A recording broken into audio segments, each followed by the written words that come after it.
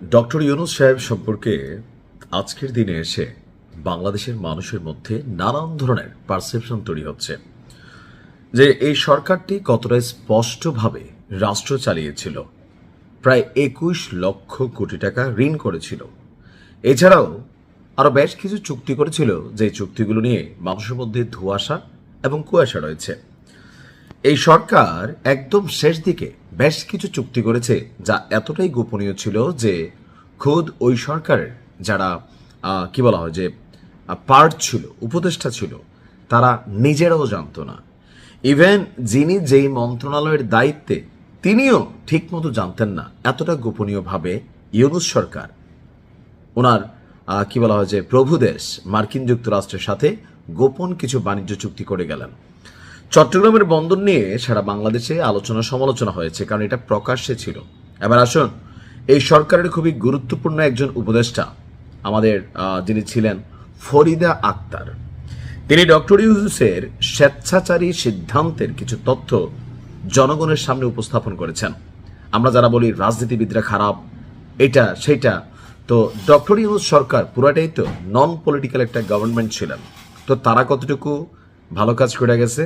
অনেক কাজ ভালো করছে, কিন্তু কি পরিমাণ গোপন চুক্তি করছে, আর যেখানেই গোপনীয়তা সেখানেই কিন্তু ধান্দার একটা আভাস আমরা পাই। কথা বলছি যুক্তরাষ্ট্রের সাথে বাণিজ্য চুক্তি নিয়ে। এই চুক্তি নিয়ে গেল 2 থেকে 3 দিন সোশ্যাল মিডিয়াতে তোলপাড় যে ডক্টর ইউনূস যাবার কয়েকদিন আগে, নির্বাচনের কয়েকদিন আগে বেশ কিছু চুক্তি গণহারে করে গেছে। আর যেহেতু তার বড় একটা ইনভেস্টমেন্ট মার্কিন যুক্তরাষ্ট্রে আছে, এবং কি মার্কিন যুক্তরাষ্ট্রকে খুশি রাখতে ইউনূস সরকার 18 মাস ক্ষমতায় থাকতে আমেরিকাকে এক ধরনের আব্বাড়াইকা এই চুক্তিগুলো করে ফেলছে। দর্শক, আপনার যুক্তরাষ্ট্রের সাথে বাণিজ্য চুক্তির আওতায় সস্তায় মাংস, পোলট্রি এবং অন্যান্য প্রাণীজ পণ্য আমদানির একটা চুক্তি হয়েছে। আর এই চুক্তি নিয়ে অন্তর্বর্তী সরকারের যিনি সাবেক মৎস্য এবং প্রাণী সম্পদ উপদেষ্টা ফরিদা আক্তার, তিনি আজকে ডক্টর ইউনূস সরকারকে নিয়ে তীব্র সমালোচনা করেছেন। তো তখন কেন করেননি? কারণ সরকারের ভিতরে একটা ভূত ছিল, যে ভূতকে সবাই হয়তো ভয় পেত।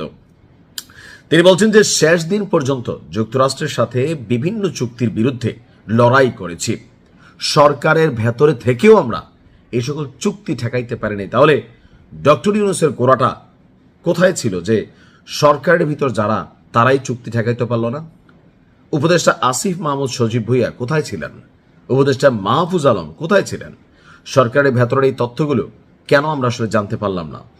গতকালকে রাজধানীর পান্থপথে ঢাকায় স্ট্রিম কার্যালয়ে বিদ্যুৎ ও জ্বালানি সংকট, ক্যাবের 13 দফা, জনপ্রত্যাশা নামক একটা প্রোগ্রামে এ সকল বক্তব্য দিয়েছেন তিনি। চুক্তির গোপনীয়তার সমালোচনা করে তিনি বলছেন, নির্বাচনের মাত্র কয়েকদিন আগে এই চুক্তিটা আসলে আমরা দেখছি, কিন্তু এটা একটা প্রক্রিয়া ছিল। একটি দেশের সঙ্গে আরেকটি দেশের চুক্তি হচ্ছে, সেখানে আমরা গোপন রাখার কথা মেনে নিয়ে এই ধরনের কাজ করেছি। এমনকি সরকারের ভেতরেও যারা ছিল তারা সবটুকু জানতে পারেনি। এটা তো হতে পারে না। তো তার বক্তব্য হচ্ছে, দেশীয় খামারিদের সুরক্ষা, জনস্বাস্থ্যের ঝুঁকির কথা বিবেচনা করে আপনার এই উদ্যোগ বা এই চুক্তিকে আটকে দেওয়ার চেষ্টা করেছিলেন তিনি, কিন্তু তার কথা কেউই পাত্তা দেয়নি। এমনকি 2025 সালের জুনে বাণিজ্য মন্ত্রণালয় আমাদের মন্ত্রণালয়ের সঙ্গে যোগাযোগ করে যুক্তরাষ্ট্র থেকে মাংস, পোলট্রির বাচ্চা, ক্যাটফিশ, নারী ভুঁড়ি আমদানির বিষয়ে আপনার অনুমোদন দেয়। কিন্তু এইসব পণ্য আমদানির ক্ষেত্রে দেশের জনস্বাস্থ্যের ঝুঁকি, প্রাণী স্বাস্থ্যের ঝুঁকি, বিশেষ করে জৈনটিক রোগের সম্ভাবনা, মানে অনেক কিছু যেগুলো আসলে এখানে আলোচনার বিষয় ছিল। তো ওনার বক্তব্য হচ্ছে যে আমরা দেখলাম চুক্তি হয়ে গেল, আর ওখানে যেটা আছে এটাই মানতে হবে। তো ডক্টর ইউনূস কেন আসলে বুঝে শুনে বাংলাদেশের জনগণের এই স্বাস্থ্য ঝুঁকি ফেলে গেলেন? কেন 20 কোটি মানুষকে বিপদে ফেলে গেলেন? কেন এতগুলো প্রাণীকেও বিপদে ফেলে গেলেন? এই প্রশ্নের জবাব ডক্টর ইউনূসের কাছে বর্তমান ক্ষমতাসীন সরকার আসলে কি চাওয়ার সাহস রাখেন? যদি রেখেই থাকেন, তাহলে যেহেতু উনি আমাদের সাবেক প্রাণী সম্পদ উপদেষ্টা, মৎস্য উপদেষ্টা, নিজে এই অভিযোগ তুলেছেন, সেটার ব্যাপারে ডক্টর ইউনূস সরকারকে জবাবদিহিতার আওতায় কে আনবে? প্রশ্ন থেকে গেল। ভালো থাকুন। আসসালামু আলাইকুম।